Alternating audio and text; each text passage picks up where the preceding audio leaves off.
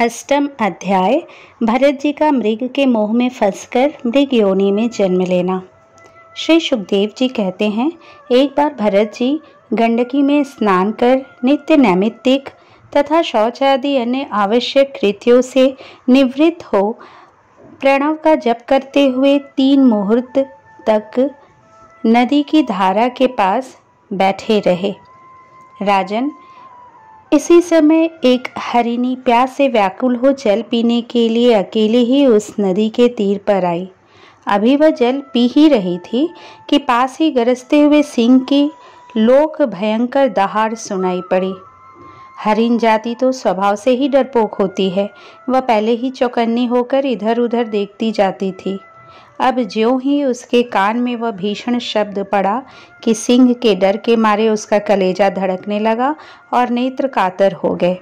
प्यास अभी बुझी न थी, किंतु अब तो प्राणों पर संकट आ पड़ी थी। इसलिए उसने भयवश एकाकी नदी पार करने के लिए छलांग मारी। उसके पेट में गर्भ था, अतः उछलते समय अत्यंत भय के कारण उसका गर्भ अपने स्थान से हटकर योनि द्वार से निकलकर नदी के प्रवाह में गिर गया। वह कृष्ण मृग पत्नी अकस्मात गर्भ के गिर जाने, लंबी छलांग मारने तथा सिंह से डरी होने के कारण बहुत पीड़ित हो गई। अब अपने झुंड से भी उसका बिछोह हो गया, इसलिए वह किसी गुफा में जा पड़ी और वहीं मर गई। राजर्षि भरत ने देखा कि बेचारा हरिणी का बच्चा अपने बंधुओं से बिछुड़कर नदी के प्रवाह में बह रहा है। इससे उन्हें उस पर बड़ी दया आई और वे आत्मी के समान उस मातृहीन बच्चे को अपने आश्रम ले आए। उस मृग छौने के प्रति भरत जी की ममता उत्तरोत्तर बढ़ती ही गई। वे नित्य उसके खाने पीने का प्रबंध करने, व्याघ्रादि से बचाने, लाड़ लड़ाने और पुचकारने आदि की चिंता में ही डूबे रहने लगे। कुछ ही दिनों में उनके यम नियम और भगवत पूजा आदि आवश्यक कृत्य एक एक करके छूटने लगे और अंत में सभी छूट गए। उन्हें ऐसा विचार रहने लगा, अहो कैसे खेद की बात है, इस बेचारे दीन मृग छौने को कालचक्र के वेग ने अपने झुंड, सुहृद और बंधुओं से दूर करके मेरी शरण में पहुंचा दिया है। यह मुझे ही अपना माता पिता, भाई बंधु और यूथ के साथी संगी समझता है। इसे मेरे सिवा और किसी का पता नहीं है और मुझ में इसका विश्वास भी बहुत है। मैं भी शरणागत की उपेक्षा करने में जो दोष है उन्हें जानता हूँ। इसलिए मुझे अब अपने इस आश्रित का सब प्रकार की दोष बुद्धि छोड़कर अच्छी तरह पालन पोषण और प्यार दुलार करना चाहिए। निश्चय ही शांत स्वभाव और दीनों की रक्षा करने वाले परोपकारी सज्जन ऐसे शरणागत की रक्षा के लिए अपने बड़े से बड़े स्वार्थ की भी परवाह नहीं करते। इस प्रकार उस हरिण के बच्चे में आसक्ति बढ़ जाने से बैठते, सोते, टहलते, ठहरते और भोजन करते समय भी उनका चित्त उसके स्नेह पाश में बंधा रहता था। जब उन्हें कुश, पुष्प, समिधा, पत्र और फल, मूल आदि लाने होते तो भेड़ियों और कुत्तों के भय से उसे वे साथ लेकर ही वन में जाते। मार्ग में जहाँ तहाँ कोमल घास आदि को देखकर मुग्ध भाव से वह हरिण शावक अटक जाता तो वे अत्यंत प्रेम पूर्ण हृदय से दयावश उसे अपने कंधे पर चढ़ा लेते। इसी प्रकार कभी गोद में लेकर और कभी छाती से लगाकर उसका दुलार करने में भी उन्हें बड़ा सुख मिलता। नित्य नैमित्तिक कर्मों को करते समय भी राजराजेश्वर भरत बीच बीच में उठ उठकर उस मृग बालक को देखते और जब उस पर उनकी दृष्टि पड़ती तभी उनके चित्त को शांति मिलती। उस समय उसके लिए मंगल कामना करते हुए वे कहने लगते, बेटा तेरा सर्वत्र कल्याण हो। कभी यदि वह दिखाई न देता तो जिसका धन लुट गया हो उस दीन मनुष्य के समान उनका चित्त अत्यंत उद्विग्न हो जाता और फिर वे उस हरिणी के बच्चे के विरह से व्याकुल एवं संतप्त हो करुणावश अत्यंत उत्कंठित एवं मोहाविष्ट हो जाते तथा शोक मग्न होकर इस प्रकार कहने लगते, अहो क्या कहा जाए, क्या वह मातृहीन दीन मृग शावक दुष्ट बहेलिए की सी बुद्धि वाले मुझ पूर्णहीन अनार्य का विश्वास करके और मुझे अपना मानकर मेरे किए हुए अपराधों को सत्पुरुषों के समान भूलकर फिर लौट आएगा? क्या मैं उसे फिर इस आश्रम के उपवन में भगवान की कृपा से सुरक्षित रहकर निर्विघ्न हरी हरी धूप चरते देखूंगा? ऐसा न हो कि कोई भेड़िया कुत्ता, गोल बांधकर विचरने वाले सूकर आदि अथवा अकेले घूमने वाले व्याघ्र आदि ही उसे खा जाए। अरे, संपूर्ण जगत की कुशल के लिए प्रकट होने वाले वेद त्रयी रूप भगवान सूर्य अस्त होना चाहते हैं, किंतु अभी तक वह मृगी की धरोहर लौटकर नहीं आई।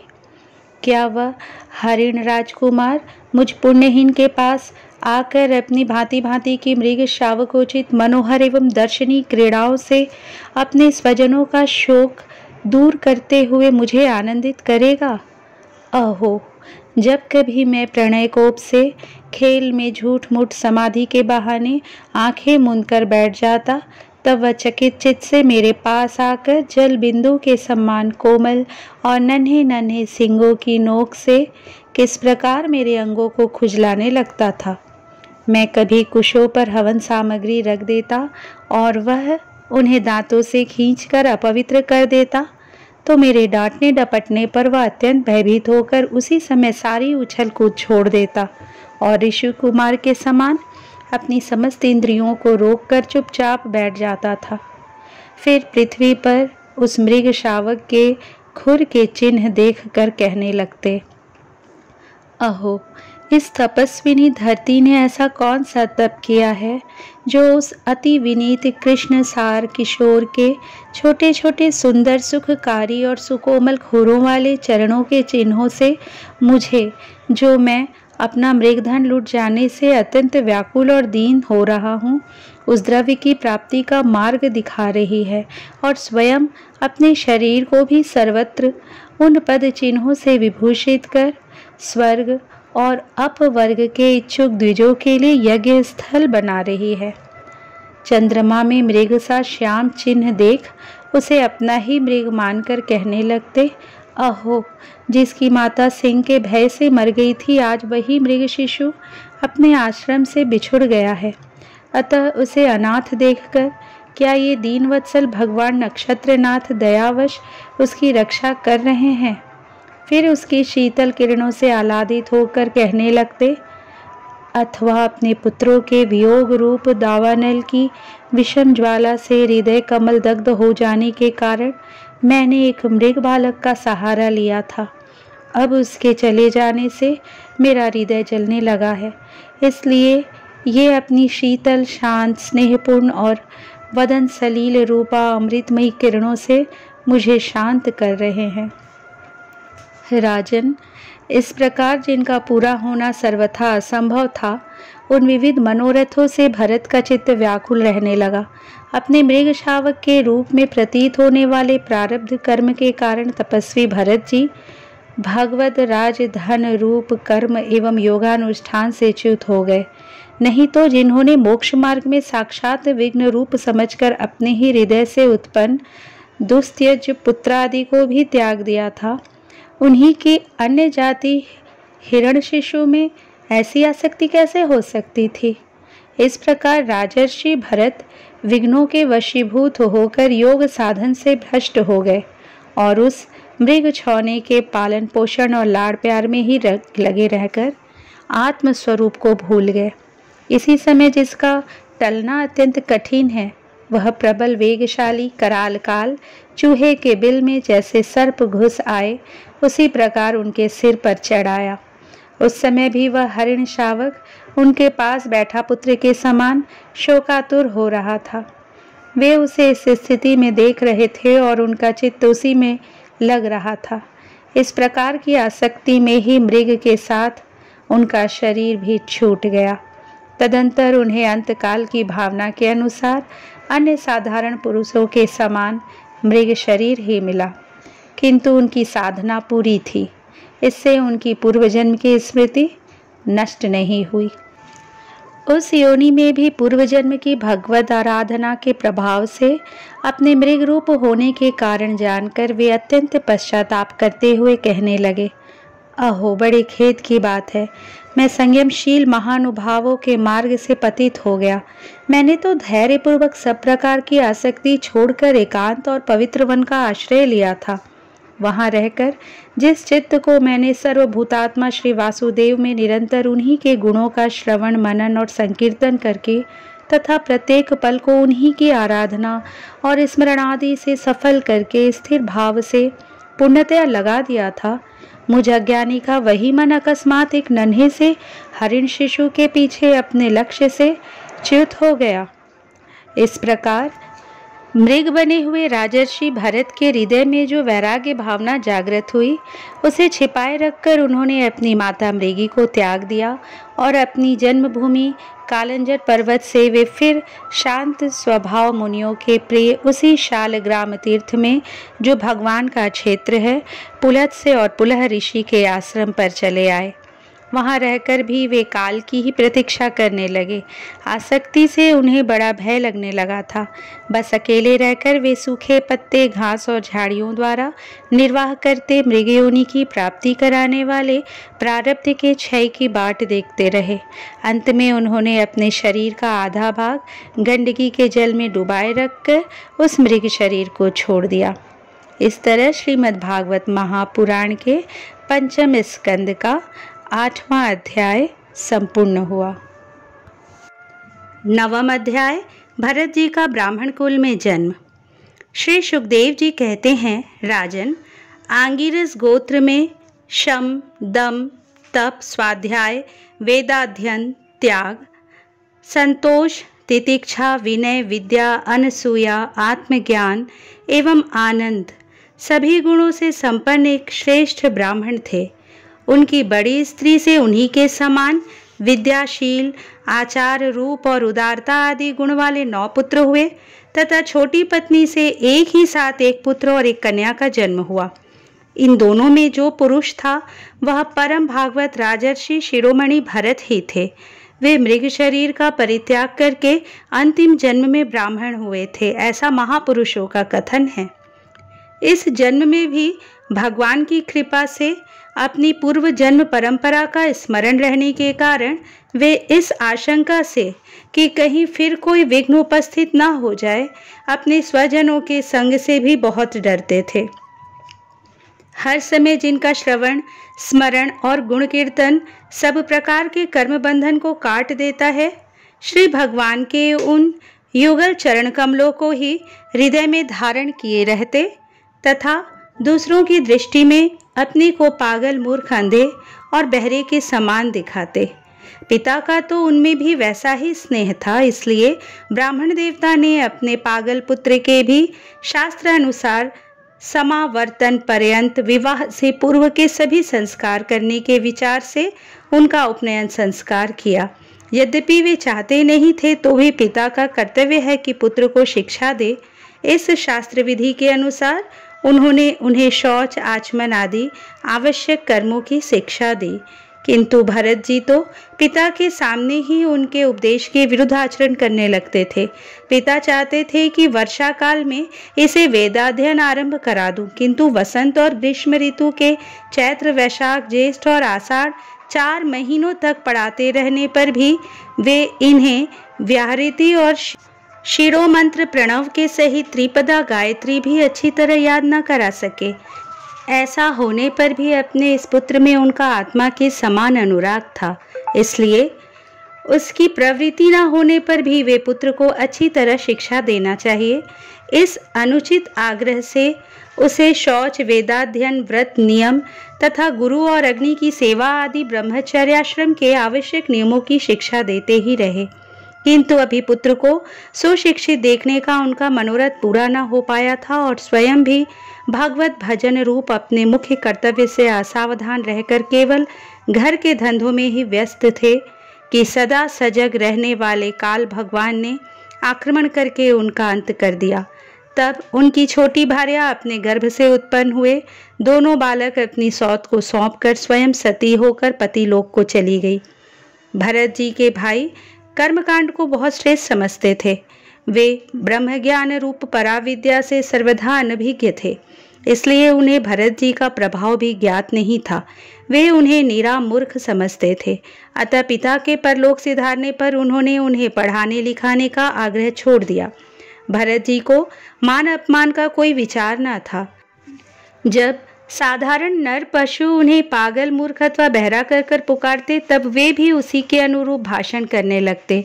कोई भी उनसे कुछ भी काम कराना चाहते तो वे उनकी इच्छा के अनुसार कर देते। बेगार के रूप में, मजदूरी के रूप में मांगने पर अथवा बिना मांगे जो भी थोड़ा बहुत अच्छा या बुरा अन्न उन्हें मिल जाता, उसी को जीभ का जरा भी स्वाद न देखते हुए खा लेते। अन्य किसी कारण से उत्पन्न न होने वाला स्वतः सिद्ध केवल ज्ञानानंद स्वरूप आत्मज्ञान उन्हें प्राप्त हो गया था। इसलिए शीतोष्ण, मान अपमान आदि द्वंद्वों से होने वाले सुख दुख आदि में उन्हें देहाभिमान की स्फूर्ति नहीं होती थी। वे सर्दी, गर्मी, वर्षा और आंधी के समय साड़ के समान नंगे पड़े रहते थे। उनके सभी अंग हृष्ट पुष्ट एवं गठे हुए थे। वे पृथ्वी पर ही पड़े रहते थे, कभी तेल उपटन आदि नहीं लगाते थे और न कभी स्नान ही करते थे। इससे उनके शरीर पर मैल जम गई थी। उनका ब्रह्म तेज धूलि से ढके हुए मूल्यवान मणि के समान छिप गया था। वे अपनी कमर में एक मैला कुचैला कपड़ा लपेटे रहते थे। उनका यज्ञोपवीत भी बहुत ही मैला हो गया था। इसलिए अज्ञानी जनता यह कोई द्विज है, कोई अधम ब्राह्मण है, ऐसा कहकर उनका तिरस्कार कर दिया करती थी। किंतु वे उसका कोई विचार न करके स्वच्छंद विचरते थे। दूसरों की मजदूरी करके पेट पालते देख जब उन्हें उनके भाइयों ने खेत की क्यारियां ठीक करने में लगा दिया, तब वे उस कार्य को भी करने लगे। परंतु उन्हें इस बात का कुछ भी ध्यान न था कि उन क्यारियों की भूमि समतल है या ऊंची नीची, अथवा वह छोटी है या बड़ी। उनके भाई उन्हें चावल की कनी, खली, भूसी, भुने हुए उड़द अथवा बर्तनों में लगी हुई जले अन्न की खुरचन जो कुछ भी दे देते, उसी को वे अमृत के समान खा लेते थे। किसी समय डाकुओं के सरदार ने, जिसके सामंत शूद्र जाति के थे, पुत्र की कामना से भद्रकाली को मनुष्य की बलि देने का संकल्प किया। उसने जो पुरुष पशु बलि देने के लिए पकड़ मंगाया था, वह दैववश उसके फंदे से निकलकर भाग गया। उसे ढूंढने के लिए उसके सेवक चारों ओर दौड़े, किंतु अंधेरी रात में, आधी रात के समय कहीं उसका पता न लगा। इसी समय दैव योग से अकस्मात उनकी दृष्टि इन आंगिरस गोत्री ब्राह्मण कुमार पर पड़ी, जो वीरासन से बैठे हुए मृग, वराह आदि जीवों से खेतों की रखवाली कर रहे थे। उन्होंने देखा कि यह पशु तो बड़े अच्छे लक्षणों वाला है, इससे हमारे स्वामी का कार्य अवश्य सिद्ध हो जाएगा। यह सोचकर उनका मुख आनंद से खिल उठा और वे उन्हें रस्सियों से बांधकर चंडिका के मंदिर में ले आए। तदंतर उन चोरों ने अपनी पद्धति के अनुसार विधि पूर्वक उनको अभिषेक एवं स्नान कराकर कोरे वस्त्र पहनाए तथा नाना प्रकार के आभूषण, चंदन, माला और तिलक आदि से विभूषित कर अच्छी तरह भोजन कराया। फिर धूप, दीप, माला, खील, पत्ते, अंकुर और फल आदि उपहार सामग्री के सहित बलिदान की विधि से गान, स्तुति और मृदंग एवं ढोल आदि का महान शब्द करते उस पुरुष पशु को भद्रकाली के सामने नीचा सिर करके बैठा दिया। इसके पश्चात दस्युराज के पुरोहित बने हुए लुटेरे ने उस नर पशु के रुधिर से देवी को तृप्त करने के लिए देवी मंत्रों से अभिमंत्रित एक तीक्ष्ण खड्ग उठाया। चोर स्वभाव से तो रजोगुणी तमोगुणी थे ही, धन के मद से उनका चित्त और भी उन्मत्त हो गया था। हिंसा में भी उनकी स्वाभाविक रुचि थी।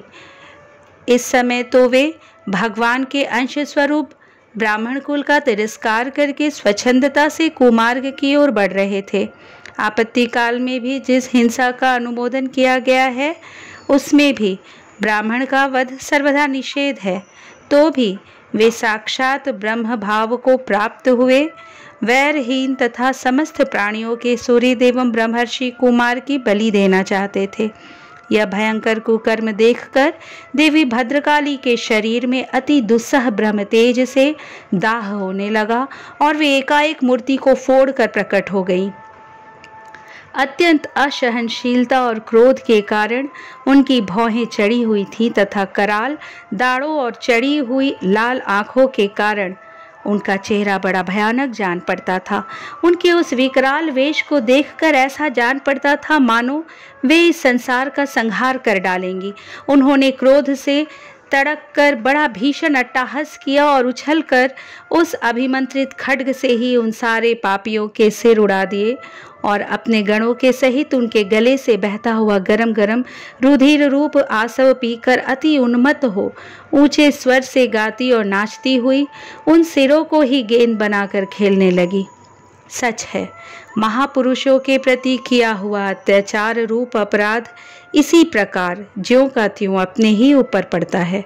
परीक्षित, जिनकी देहाभिमान रूप सुदृढ़ हृदय ग्रंथि छूट गई है, जो समस्त प्राणियों के सुहृद एवं आत्मा तथा वैरहीन है, साक्षात भगवान ही भद्रकाली आदि भिन्न भिन्न रूप धारण करके अपने कभी न चूकने वाले कालचक्र रूप श्रेष्ठ शस्त्र से जिनकी रक्षा करते हैं और जिन्होंने भगवान के निर्भय चरण कमलों का आश्रय ले रखा है, उन भगवत भक्त परमहंसों के लिए अपना सिर कटने का अवसर आने पर भी किसी प्रकार व्याकुल न होना, यह कोई बड़ी आश्चर्य की बात नहीं है। इस तरह श्रीमद् भागवत महापुराण के पंचम स्कंद का 9वां अध्याय संपूर्ण हुआ।